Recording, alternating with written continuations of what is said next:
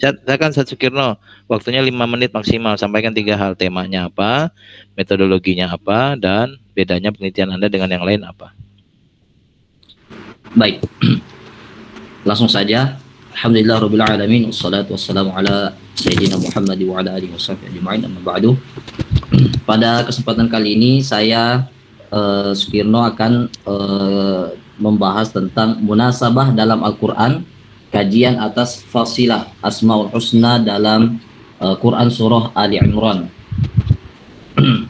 Kemudian adapun metodologi yang saya ambil di sini adalah library research ataupun penelitian kajian pustaka, yang mana kebanyakan dari yang saya ambil ini adalah ulumul Quran dan juga tafsir-tafsir kontemporer dan juga klasik. Adapun metode yang saya lakukan pada penelitian ini yaitu pada metode kualitatif, yang mana mencari kitab-kitab referensi yang merujuk kepada tema yang kami ambil. Kemudian latar belakang yang kami ambil di sini yang mana bagaimana Asmaul Husna itu menjadi fasilah ataupun penutup ayat pada surah Ali Imran yang kami tuju, yang kami fokuskan kepada surah Ali Imran tersebut.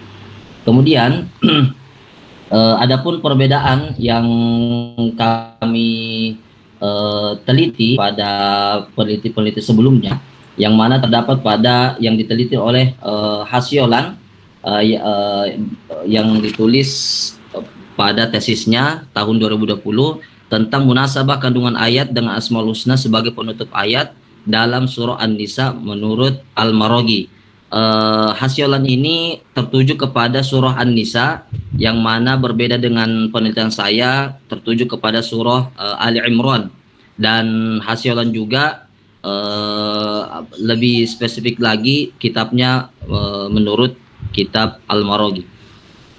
Kemudian adapun juga yang diteliti oleh Muhammad Asna Mafaza yang berjudul Munasabah Pasangan Al-Asmaul Husna, yaitu Al-Alim Hakim sebagai penutup ayat dengan kandungan ayat pada Quran surah An-Nisa. Ini sama juga sebagaimana yang diteliti oleh Hasyolan pada surah An-Nisa, tetapi berbeda pada peneliti dan juga kitabnya, yaitu kitab Mafatihul Ghaib karya Imam Ar-Razi. Adapun juga perbedaan yang lain pada surah yang diteliti oleh Bobby Zulfikar Akbar yang meneliti tentang pasangan-pasangan Asmaul Husna yang terdapat pada surah Al-Baqarah. Adapun terakhir perbedaan penelitian saya dengan penelitian yang lain, yaitu diteliti oleh Suci Oktaviani, yang mana beliau meneliti tentang dua Asmaul Husna yang terkhusus kepada Sami'un Alim, Azizun Hakim, dan juga Ghafurur Rahim pada surah Al-Baqarah. Itulah sepenggal yang dapat kami sampaikan tentang penelitian kami. Terima kasih. Baik, saya akan awali bahwa tema-tema unik seperti ini saya apresiasi. Anda melihat bahwa tidak ada yang sia-sia dalam Al-Quran, nanti Anda sampaikan ya. Ketika Allah menyebut namanya Aziz sekali atau Azizun Hakim, itu pasti ada maksud gitu kan, yang Anda ingin buka ya. Dan tema seperti ini menyenangkan karena tidak banyak orang yang mau mengangkat. Jadi saya apresiasi kejelian Anda melihat tema yang banyak orang tidak kepikiran. Kemudian ini ketika Anda di halaman 1 itu menyebut nama orang, lalu dalam kurung seorang dosen yang ada di Riyadh sekaligus ketua pondok Qiraat di Kairo. Ini nggak usah ya. Nanti ini nyebut Pak Kules gimana? Menurut Kules siap, seorang dosen, guru besar yang pernah menjadi Menteri Agama, pendiri PSG, memiliki sekolah Cikal, memiliki ini. Ya tidak. Lagi-lagi tidak perlu dimunculkan itu. Cukup menurut ini. Nanti kalau orang penasaran dengan sosoknya, dia mencari sendiri identitas itu. Kecuali Anda sedang memberikan biografi penulis itu. Jadi cukup menurut Fulan tanpa ada seorang dosen di Riyadh dan seterusnya. Lalu dilanjutnya di halaman 2 ada seorang ahli pakar ilmu Al-Quran Kiai Asin Sakho. Nah, Bang Pak Kures nggak bisa Quran. Imam Mutawalli Syarawi nggak bisa. Cukup menurut Asin Sakho ya. Karena orang-orang yang Anda kutip semuanya pinter loh. Ya, nanti Anda kutip Buya Hamka pasti pinter. Tidak mungkin Buya Hamka tidak pinter. Orang di penjara bikin tafsir luar biasa ya. Kemudian Mutawalli Syarawi, woi pinternya kayak apa itu orang. Pak Asin Sakho sangat pintar, Pak Kures sangat pintar, nah, tapi tanpa perlu Anda berikan embel-embel, karena orang yakin bahwa orang yang Anda kutip itu pasti pintar, karena tidak mungkin dikutip kecuali dia pintar. Jadi tidak perlu ada kata-kata menurut seorang ahli pakar ilmu Al-Quran, cukup menurut Asin Sakho gitu ya. Nah, lagi-lagi nanti memang tantangan buat Anda adalah menyajikan tema yang spesifik ini menjadi menarik, karena tulisan Anda tuh segmentasinya sangat kecil. Tidak banyak orang yang concern pada tema fasilah atau munasabah penggunaan nama-nama Allah dalam akhir ayat. Tapi Anda bisa melihat ini dan ini bagus. Tinggal Anda bisa sajikan sehingga orang-orang menjadi tertarik untuk membaca dan mendapat manfaat. Nah, jadi gimana caranya begitu? Yang pertama ya tentu tadi ya, tidak ada yang sia-sia dalam Al-Quran. Yang kedua, bahwa penyebutan nama ini memiliki korelasi loh. Ketika misalnya masalah azab, Allah menyebut Ghafur Rahim gitu, bukan Syadidul Iqab. Itu menarik ya. Itu yang nanti harus Anda kuatkan dalam penyajiannya. Oke, silakan Pak Lukman. Baik, terima kasih Pak Dekan. Baik ya, Saudara Sugierno, judul Anda di sini munasabah dalam Al-Quran, kajian atas fasilah Asmaul Husna dalam Quran Surah Ali Imran. Baik, yang pertama ya mungkin ada beberapa hal teknis ya. Jadi memang di sini saya lihat ada beberapa yang Anda masukkan, misalkan dalam satu latar belakang itu ada 3 ya, paling tidak ada 3 ayat Al-Quran yang Anda masukkan. Ini kan lumayan ini ya, bisa mengisi lah paling tidak, bisa nambah halaman gitu ya. Tapi paling tidak memang harusnya sih di latar belakang masalah itu Anda berbicara tentang poin yang paling utama terkait munasabah. Munasabah itu kan bagi sebagian orang katakanlah karena memang kalau menurut Anda menarik, maka gimana cara Anda membuat ini menarik sehingga orang juga setuju dengan pendapat Anda. Anda tidak perlu mengkaji tentang Al-Quran adalah Al-Quran dari segi bahasa ini, Al-Quran secara istilah, menurut ini Al-Quran adalah kalam Allah. Itu hal-hal yang sifatnya masih deskriptif dan tidak fokus pada materi ya, tidak fokus pada kajian Anda. Padahal di latar belakang masalah ini adalah sebuah kesempatan yang cukup besar untuk Anda masukkan kategori-kategori yang utama tentang munasabah itu sendiri. Apa yang menurut Anda, apa manfaatnya, ataupun apa hal yang kemudian menjadi distingsi ya dari penelitian Anda ini. Kira-kira kalau misalkan saya tanya hipotesisnya apa dari yang sudah Anda masukkan di sini? Ini di Hamka bukan? Kenapa? Ya. Ini kajiannya kajian Hamka bukan? Kajiannya masih umum. Ya? Umum ya, oke, baik. Jadi gimana cara Anda ini memberikan penjelasan ya bahwa ya mungkin penjelasannya kenapa Ustaz? Ya ada keunikan nggak? Ya mungkin ada keunikan dari berbagai referensi Ustaz.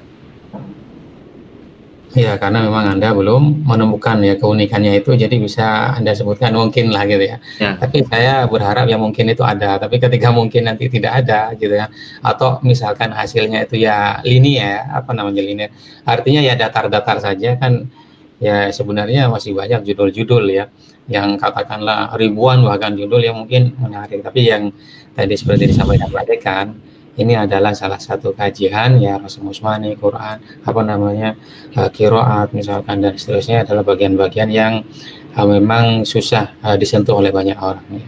Mudah-mudahan Anda bisa mengangkat tema ini, tapi lagi-lagi memang karena skripsi itu berbicara sesuatu yang katakanlah mendalam dan ada sesuatu dalam tanda kutip keunikan yang Anda maksudkan tadi itu ada. Jadi bukan atau tidak lagi hanya sekedar deskriptif ya, Kalau deskriptif itu kan apa ya, hanya menyajikan ya apa-apa yang sebenarnya tidak ditanyakan oleh banyak orang. Tapi ketika Anda menemukan misalkan ya ada beberapa hal yang unik misalkan dari kajian atas fasilah Asmaul Husna di sini, ya maka akan apa namanya, akan jauh lebih baik. Maksud saya itu ya hipotesis itu harus ditemukan di awal. Baik. Kedua, secara umum tulisan latar belakang masalah itu udah ya secara teknis ya. Jadi sudah lurus antara tulisan di atas itu dengan tulisan yang apa namanya dengan footnote gitu. Baik secara umum untuk identifikasi masalah, kemudian pembatasan, kemudian di sini ada rumusan masalah, ya saya kira memenuhi ya. Tapi lagi-lagi tetap ada beberapa yang memang perlu Anda perbaiki. Ya misalkan ya, dari sisi referensi ya bisa Anda perbanyak. Tapi dengan munasabah di bab 4 itu yang Anda sebutkan yang diakhiri dengan Asmaul Husna itu lumayan itu. Jadi ada 14 ditambah 6. Misalkan ya artinya Anda bisa apa namanya? Belum lagi dari 20 ini ya ada misalkan 3 kali disebut, ada 3 kali, ada 4 kali, yaitu ya bisa 20.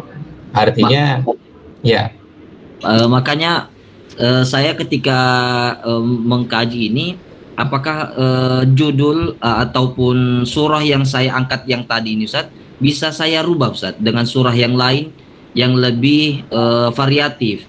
Contoh yang saya ingin ganti itu Quran surah Al-Hujurat, karena Asmaul Husnanya lebih ini dan juga variatif. Dia berbeda-beda dengan yang lain, satu dengan yang lainnya.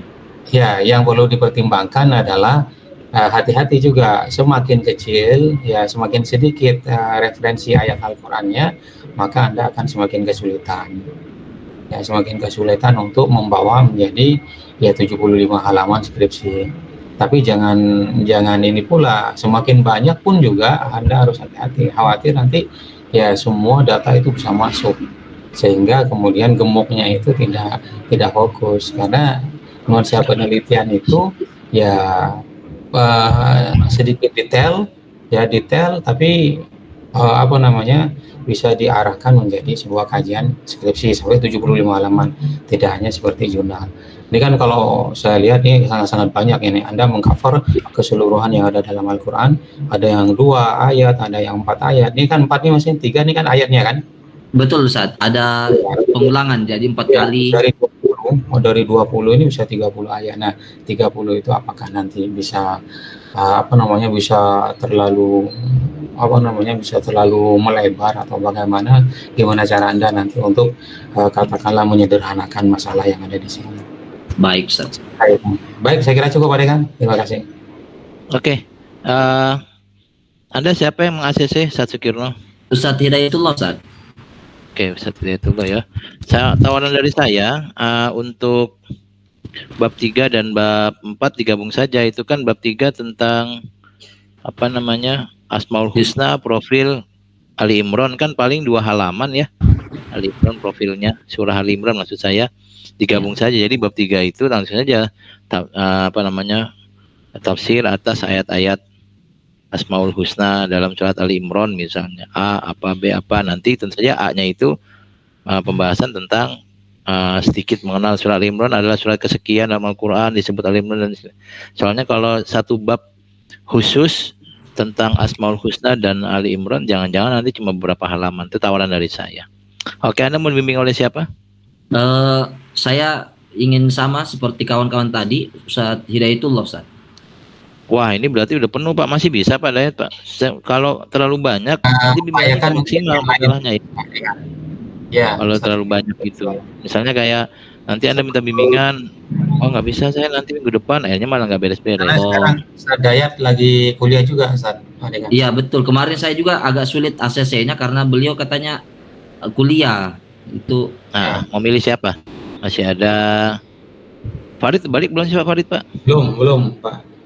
Belum balik Farid ya. Anda harus wisuda tahun ini kan, jadi jangan. Iya betul. Jangan nyari yang susah dihubungi atau sibuk. Karena bimbingan Dayat udah banyak. Ada siapa misalnya? Kholik, Pak Usul. Pak Usul mau? Insyaallah boleh Ustaz. Pak Usul aja ya. Baik Ustaz. Oke baik. Nanti Anda mendaftar secara online. lalu temui status nul. Saya kira cukup tentang Sukirno. Anda Baik, Ustaz. model lab. Tolong pastikan nilai lengkap, komplit tahfidz, komplit mata kuliah sudah, dan saya harapkan di bulan Mei atau Juni Anda sudah mendaftar sidang skripsi, gitu ya. Baik. Terima kasih, Ustaz. Baik. Selanjutnya adalah jawab, Pak. Bisa